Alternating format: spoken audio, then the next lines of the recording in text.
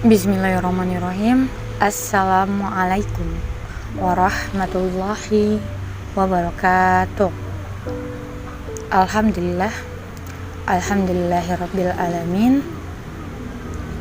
Wassalatu wassalamu ala asrofil anbiya'i wal mursalin sayyidina Muhammadin wa ala alihi washabihi ajmain.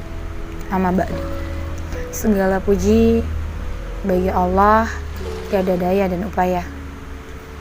Salawat beriringan salam tidak lupa kita curahkan kepada Nabi besar Muhammad SAW, juga kepada sahabat, kerabat, dan orang-orang yang terdahulu.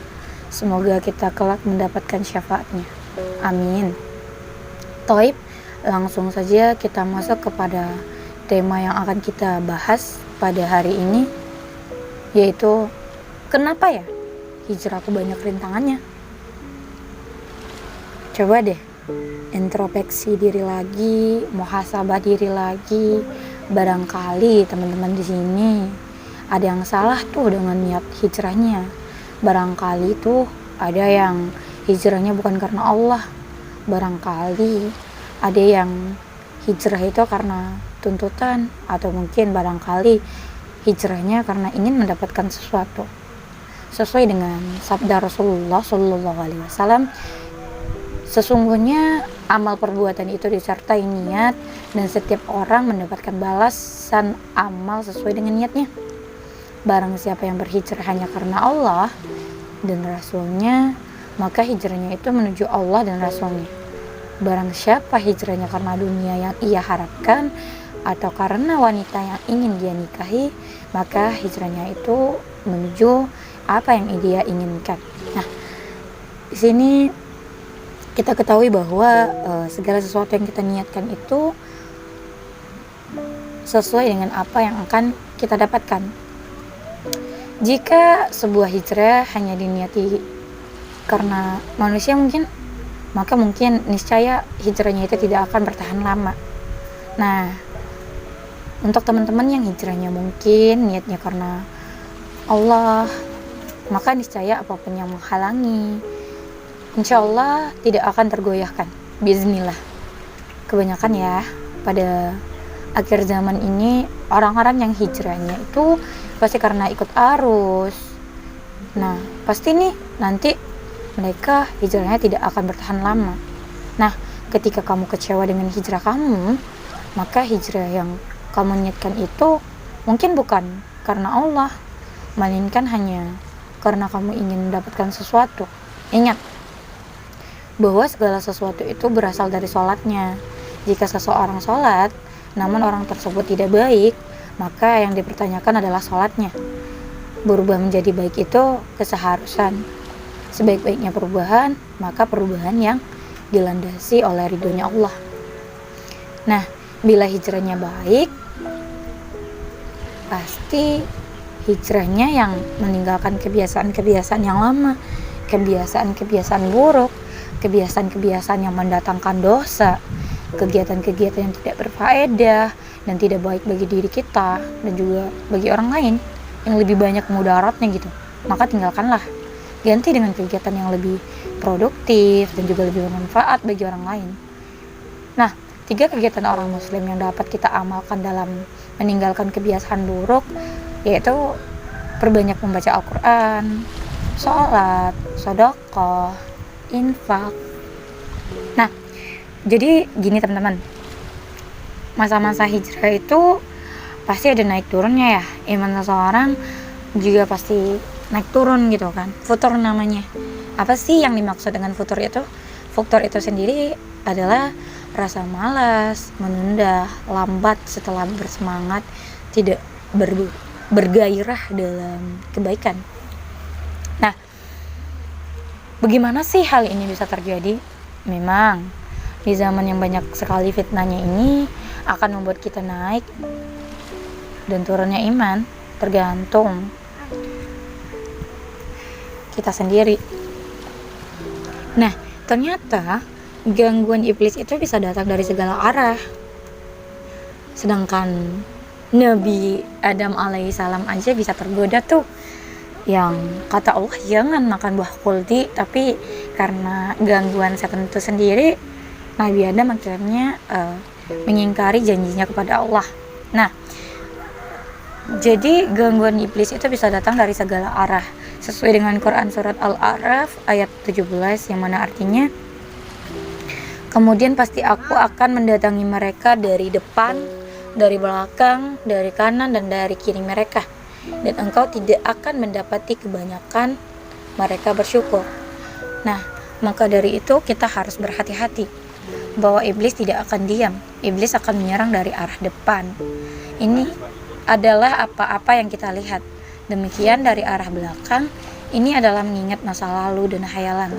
Setelah itu dari arah kanan, iblis akan menyerang kebaikan kita, dan dari arah kiri, yaitu dari keburukan kita. Lalu kenapa iblis tidak menyerang dari atas dan dari bawah? Karena kalau dari atas itu adalah tempat turunnya rahmat Allah, kalau dari arah bawah itu adalah tempat sujud hambanya kepada Allah, gitu ya teman-teman. Nah, seperti yang Rasulullah Shallallahu Alaihi Wasallam berkata, seperti yang Rasulullah Shallallahu Alaihi Wasallam katakan dari Anas bin Malik radhiyallahu anhu, dia berkata, Rasulullah Shallallahu Alaihi Wasallam bersabda, akan datang kepada manusia suatu masa yang ketika itu orang yang sabar di atas agamanya seperti menggenggam bara api. Hadis riwayat At-Tirmizi. Nah, jadi begitu ya teman-teman. Semakin lama, semakin akhir zaman, untuk menggenggam hidayah itu rasanya sulit sekali gitu teman-teman. Nah, jadi ada nih doa untuk supaya kita tuh hatinya diteguhkan oleh Allah. Apa itu doanya? Bismillahirrahmanirrahim. Ya muqallibal qulub, sabit qalbi ala dinik. Yang artinya, wahai yang membolak-balikan hati, teguhkanlah hatiku senantiasa di atas agamaku. Nah, juga ketika kita ditimpa suatu keadaan yang sulit, maka bacalah doa yang pernah dibaca oleh Nabi Zunnun. Siapa itu Nabi Zunnun? Ialah Nabi Yunus alaihissalam. Apa itu doanya? Bismillahirrahmanirrahim. La ilaha illa anta subhanaka inni kuntu minaz zolimin. Yang mana artinya bahwa tidak ada Tuhan selain Engkau, Maha suci Engkau, sesungguhnya aku apakah termasuk orang-orang yang zalim? Di mana di doa ini itu adalah pengakuan tauhid kita kepada Allah Subhanahu wa taala, mengakui sifat kebesaran dan keagungan yang dimiliki Allah, permohonan pengampunan dan doa taubat atas kesalahan dan kelainannya. Jadi ini adalah doa yang mujarab dan bacaannya gampang banget, yang bisa kita hafalin dan bisa kita baca ketika dimana kita ditimpa kesulitan ya teman-teman. Jadi terapkan dua doa tersebut. Nah, jadi nih ketika kita hijrah, kita harus percaya segala sesuatu yang ditakdirkan Allah untuk kita itu adalah hal yang paling baik dan yang paling pantas buat kita. Karena apa ya? Karena Allah lebih tahu apa yang hambanya butuhkan, bukan apa yang hambanya inginkan. Jadi ketika kita yakin kepada Allah, insya Allah hati kita akan tenang, nyaman, senang. Jadi ingat teman-teman, pada sabda Rasulullah juga dijelaskan kalau Allah itu sesuai dengan prasangka kita. Nah, ini loh, aku sesuai prasangka baik hambaku, maka hendaklah ia berprasangka kepadaku sebagaimana yang ia mau. Hadis riwayat Ahmad. Jadi kita harus berprasangka baik kepada Allah, kita harus berhusnuzon, jangan suudzon kepada Allah. Jika misalnya terjadi sesuatu yang tidak sesuai dengan ekspektasi yang kamu inginkan, ya barangkali itu adalah hal yang paling baik. Allah yang lebih tahu, kamu tidak tahu mana yang baik buat kamu. Sementara yang menciptakan kamu adalah Allah, tentu Allah yang lebih tahu segalanya tentang kamu. Jadi Jangan merasa nggak adil, jangan merasa kalau misalnya beban di pundak kamu terlalu berat. Nggak ada yang terlalu berat. Memang kadang kita beranggapan seseorang ketika ditimpa musibah kita bilang, alah yang lo hadapin sekarang itu biasa aja, nggak seperti yang gua hadapin, gua lebih berat dari itu. Jangan ya teman-teman, jangan kayak gitu. Karena gimana pun setiap orang itu mempunyai kapasitas yang berbeda. Mungkin yang menurut kita berat belum tentu berat bagi orang lain, yang menurut kita mudah belum tentu mudah bagi orang lain. Jadi jangan terlalu menyepelekan sesuatu ya teman-teman. Jika ada saudara kita yang ditimpa musibah, jangan kita ledekin seperti itu. Alangkah baiknya kita untuk membantu, karena segala sesuatu yang kita lakukan itu insya Allah akan kembali kepada diri kita sendiri. Nah, seperti dalil Allah Subhanahu wa taala pada Quran surat Ar-Rahman ayat 60, yang mana artinya adalah bahwa tidak ada balasan kebaikan kecuali kebaikan pula, dan sebaliknya saat kita melakukan keburukan maka keburukan kita yang kita lakukan itulah sesungguhnya yang akan kembali kepada diri kita sendiri. Nah, jadi teman-teman, misalnya kalau misalnya ada yang kesusahan atau ada yang kesulitan atau ada yang lewat, doakan kebaikan buat mereka. Kalau misalnya kita sekiranya nggak bisa membantu, setidaknya kita bisa mendoakan mereka. Jangankan itu, misalnya ada nih mamang jualan cilok lewat di depan rumah, tinggal doain aja, ya Allah semoga mamang yang jualan itu dilancarkan, dimudahkan segala urusannya, dimudahkan rezekinya. Nah, doanya itu bakalan kembali lagi kepada diri kita sendiri.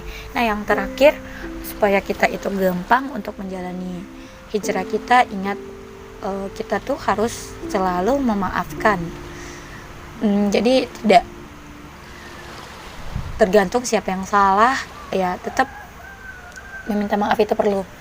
Kan saya nggak salah, kenapa saya harus minta maaf? Ya nggak apa-apa teman-teman, menurunkan ego demi mendapatkan ganjaran yang sangat berharga, ya tentu apa boleh buat. Ini dunia hanya titipan gitu. Setidaknya kita harus menabung, masih ada kehidupan yang lebih layak yang bakalan kita kekal abadi di sana. Jadi ketika kita memaafkan seseorang itu hati kita akan tenang. Jadi Ana pernah dengar di ceramahnya Ustazah Halimah Ali, terus di mana di sana diceritakan salah satu sahabat Nabi yang malaikat kebaikan sangat sulit untuk mencatat kebaikan-kebaikannya. Masya Allah, kira-kira apa sih kebaikan yang dia lakukan sampai malaikat aja kelelahan. Nah, setelah diteliti ternyata setiap dia sebelum tidur dia selalu berdoa kepada Allah, ya Allah, maafkanlah orang-orang yang telah menzalimiku, orang-orang yang telah merugikan aku di dunia dan akhirat, orang-orang yang telah menyakitiku, maka ampunilah mereka dan hapuskan hisabnya, jangan hisab mereka ya Allah, mohon berikan mereka petunjuk dan lembutkanlah hati mereka. Nah, ternyata itu adalah amalan yang sangat besar sekali. Jadi penting sekali ya teman-teman, kita harus memaafkan orang-orang dan kita harus selalu beristighfar, karena istighfar itu adalah healing yang terbaik buat kita. Nah, pada Quran surat Al-Maidah ayat 13, yang mana artinya, tetapi karena mereka melanggar janjinya, kami kutuki mereka dan kami jadikan hati mereka keras membatu. Mereka suka merubah perkataan Allah dari tempat-tempatnya, dan mereka sengaja melupakan sebagian dari apa yang mereka telah diperingatkan dengannya. Dan kamu Muhammad senantiasa akan melihat kekhianatan dari mereka kecuali sedikit di antara mereka yang tidak berkhianat. Maka maafkanlah mereka dan biarkan mereka, sesungguhnya Allah menyukai orang-orang yang berbuat baik. Nah, dijelaskan di sini bahwasanya Allah aja Maha Pemaaf. Masa kamu hanya seorang hamba nggak mau maafin, ya kan? Dan ingat pada Quran surat Az-Zariyat ayat 56, yang mana artinya Allah itu menciptakan jin dan manusia melainkan untuk beribadah kepada Allah gitu. Jadi ingat ya teman-teman, tujuan kita di dunia itu untuk beribadah kepada Allah. Jadi kita tuh kalau misalnya memprioritaskan Allah, insya Allah Allah bakalan bantu kita. Pertolongan Allah itu luas. Nah, mungkin hanya itu yang dapat Ana sampaikan. Mohon maaf atas lebih dan kurangnya. Akhir kalam, wabillahi taufik wa hidayah. Wassalamualaikum warahmatullahi wabarakatuh.